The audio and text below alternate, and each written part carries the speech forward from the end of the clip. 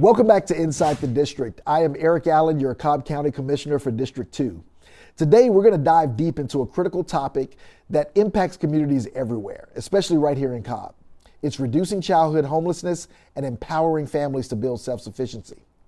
Our guest and her organization are on the front lines of this fight right here in Marietta, Georgia. They are dedicated to serving and strengthening families through prevention, crisis intervention, housing support, and comprehensive care management. The organization is the Center for Family Resources, or CFR, which operates under the powerful mission of working to break the cycle of poverty and homelessness for hundreds of families each year, ensuring children have a stable, supportive environment to thrive. Leading this important work is a dedicated professional with a deep background in nonprofit management and community development. It is my privilege to introduce the Chief Executive Officer of the Center for Family Resources, Melanie Kagan. Melanie, welcome to the podcast. Yeah, thank you. Glad to be here. We're going to jump right in. I just want to ask you some questions that give you an opportunity to kind of set up what CFR is. But what do you think is the most significant and perhaps most misunderstood challenge that families are experiencing with poverty and homelessness in Cobb? I think usually the biggest misunderstanding is that it came from a slew of bad choices or vices, drug use, different things that inevitably lead people to these places. And what we have found is that is actually usually not the case, especially with families and family homelessness. What we usually see is what we would consider situational homelessness, where it was a job loss, it was an illness, sometimes divorce. We had a single father come in who had gone through a very messy divorce. He had his 13-year-old son with him. His finances had been kind of obliterated. He was homeless with his kid. We helped them for 90 days, and within that 90 days, he had a $90,000 a year job, was back on it, and was able to move back. But it was so unexpected for him, and he didn't know what to do. And so we find that a lot of families find themselves in that situation. So just what are some of the things that you did for that, just kind of taking that story all the way through? What are some of the things you did for him and his family? So, the first thing you always have to remember is that we're dealing with humans.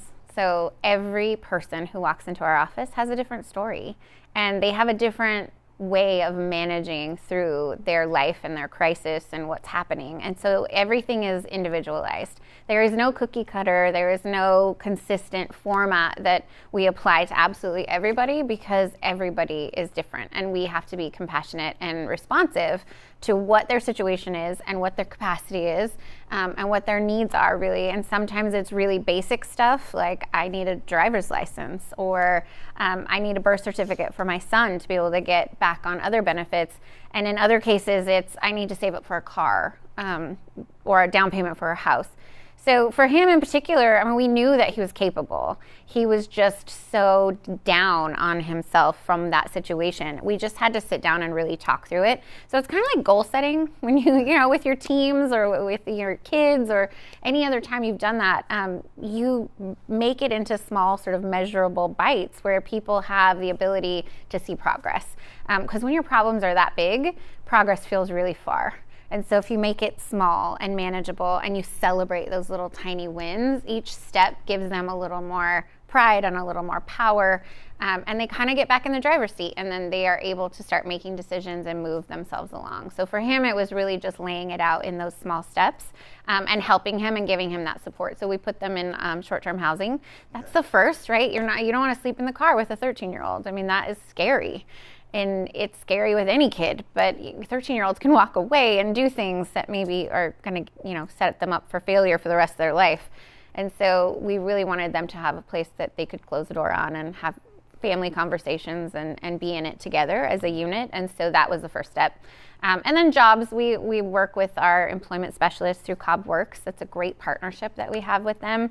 And she's phenomenal. She is so good at working with our clients, but getting him to understand what his options were and really going after it. And he took it very seriously. So it was a good fit for him to be able to get back on his feet and move right along. But yeah, and I know your mission is kind of focused around the cycle of poverty. And you kind of talked about a little bit with the model that you guys have, but when you look at, prevention and intervention, how does that balance work when you're dealing with individuals and their families? Sure. Ideally, prevention is the best place to start. it's so much easier to catch people and keep them from becoming homeless or keep them from getting too far down that hole than it is to catch them when they're already in the hole and you're trying to pull them back. So for us, I mean, it's twofold. The prevention work is really important. The crisis work is just as important because people who are coming in crisis I tell my staff all the time, we're literally getting people on their very worst day. And so how do we fix that for them in the short term and then help them look at the long term? Our model is really just trying to, like I said, be individualized with our care and understanding what our clients need. So it's a lot of hard conversations. It's a lot of, people don't know what they don't know. And when you have never seen something different or you are used to living in that state of crisis, that's that cycle we talk about.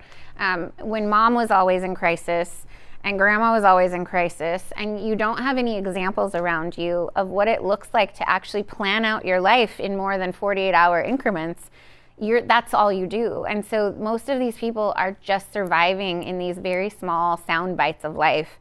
And so they're not planning. And that's what gets you in trouble. If you don't have a plan or you're not able to see what that looks like going forward, you're just never prepared. And so everything takes you off guard. Everything is a disruption to your stability. And so really trying to work with people to set that stage for them.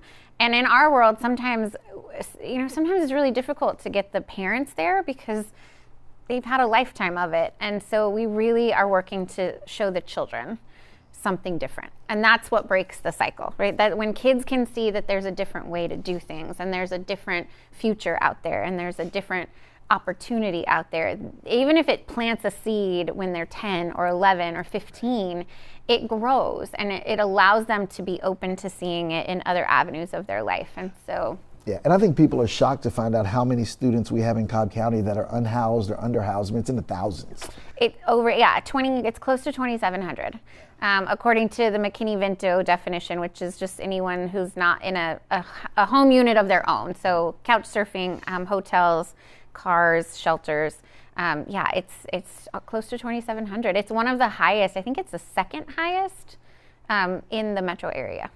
So we talk about the cycle. That's part of breaking that cycle as well as showing those kids a different option as well. So what are some of the programs, key programs that you would highlight if you had to give you the opportunity to brag about 2 or 3 things or 1 or 2, however many you want, but kind of things that you look at with whether it be house stabilization, job searches, what are the programs that are successful? I mean, I think our short-term housing is one that's just very critical. That's for homeless families that are coming to us that literally have nowhere to go. So having those units available where we can put people in pretty immediately and give them that refuge they need is really important because that's the first step. People need to have a space that's safe to be able to start planning for their next move. But our employment collaboration with Cobb Works has been so instrumental in getting so many of our clients back on their feet and to a place that is really stable for them. So I think that's been a great partnership. It was very much that's not our lane. We don't do that best. They do that best. So let's go work on this together and see how we can serve our clients. And so Sonia Grant is wonderful. I love working with her. She is wonderful. Our other one is the Housing Stability Court, and that was with the magistrate court here. So Judge Brendan Murphy, him and I have had this idea for a really long time, and we worked really closely together through COVID and emergency rental assistance. And so being able to execute and launch that program was vital to see an impact in our court system with evictions. Evictions are like a scarlet letter. Once you have one on your record, it stays with you forever. And it's really difficult when you need to move on to get people to overlook that. So we work with the courts directly. We have a pipeline with the clerks, and we can pull people out of active eviction and get them back to square one, really. We pay their back rent. We get them into case management. It's an accountability program. They have to meet certain goals. We can drag them back into court if we need to talk about them not making a goal or what's going on. And we've gotten some really good partnerships through that with our landlords and properties here. We even had an attorney who spoke up and said, this is a great program. I tell my clients to work with CFR any chance they get. So that's really hard to do in that world. And so we're really proud of that program. And it really has set people up to stay. So you talk about prevention. keeping them from getting into that hole that never goes away. Right. So I was gonna say, even if you're not currently homeless, but just renting and struggling to be able to stay in that home, then you can also support with rental assistance. And yep, when it's available. Prevention dollars are harder to get. It's just not a very high funded area, but we do have several programs that help with move-in assistance. So a lot of times it's the difference between homeless and not is that $3,000 to move in somewhere, because people just don't have that. I mean, they just don't have that available. So we have move-in assistance. We do have some rental assistance. We really work on the case management side too. I would say that's the biggest difference maker, is having that support system and being able to talk to somebody about, okay, this happened, what do I do? Or I think this is going to happen, how do I avoid that? And giving them those skills and giving them someone to talk to. Most of these people just don't have a big support system, and they don't have the answers, and the people around them don't have the answers. And so being able to be available for that has been really important. We have people who have stayed with us. They don't really need us per se, but they will always call when something happens that they just need someone to listen to or talk them through a situation. And so we love that. We have clients that we've been in and out of their lives for 6-7 years, but they're still stable and doing well. They see us as sort of that extra support when they need it. So speaking of funding, the current economic climate, even the government shutdown, how has that impacted you being able to do the work that you need to do? Well, I mean, it always impacts us when the government makes moves, because when they're shut down or when there's things, on hold, we don't have access to some of our funds. Everything we do is reimbursement. So there were several months we couldn't get reimbursement for one of our grants because it wasn't turned on before they went off on the shutdown. But the need goes up tremendously. People can't go more than a paycheck usually. And so you always have people who are looking to supplement, and whether that's food or rent assistance. I mean, we get those calls pretty immediately. The SNAP delay was, pretty quick. We're very lucky here. We have a lot of food partners in Cobb that really spring into action. Food is something we definitely do, but we're not large scale. It's difficult for us to do them besides Thanksgiving, which is what we're doing right now.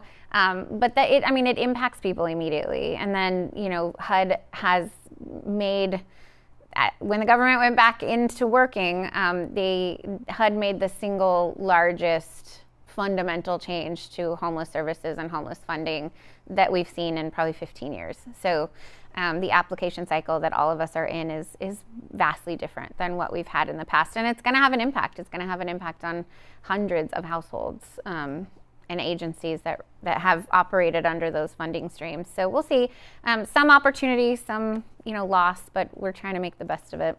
Yeah. So what can everybody looking and listening, what's the single most important way that a member of the community, a business, family, individual listener can support you guys? And even maybe it's with the Thanksgiving campaign. Our Thanksgiving event is happening right now. Food donations, cash donations. We're getting 1,100 boxes out to families in the area, mostly Cobb County schools and City of Marietta schools. We work with our school partners so closely.